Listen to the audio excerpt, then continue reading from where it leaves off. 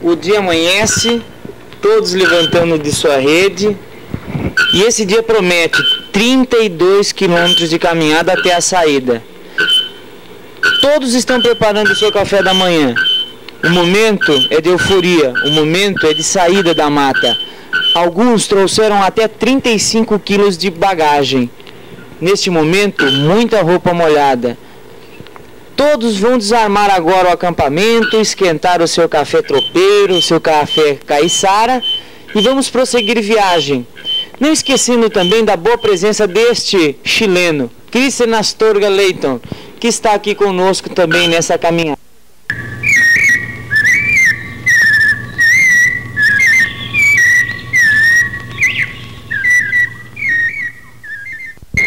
E não esquecendo também que todo esse material que nós estamos carregando no meio dessa bela natureza, com esses belos pássaros, serão queimados.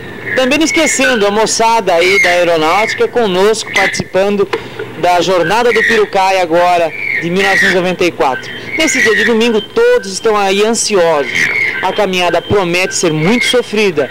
Muita gente, como a Dona Regina, tem muita coisa pela frente ainda para poder ver. E também não esquecendo que o chileno, a Christian Astorga, tem muita piadinha bacana para nós nesta manhã de domingo na Jornada do Piracaia. Vocês aí, sejam bem-vindos e aguardem, não se esqueça, até banana terá no meio do caminho.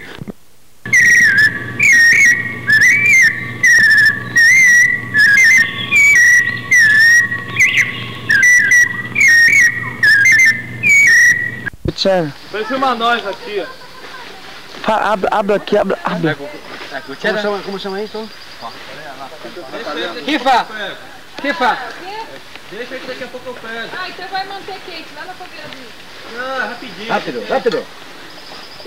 De lado. Que é meio turco, né? É. Tá gravando? Você tá gravando? Aqui agora.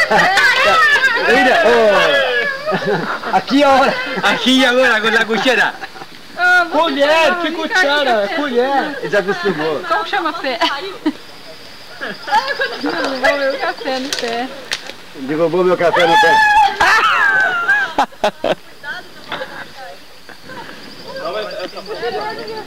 Aqui? Agora. Agora. Sim. Ah, tá.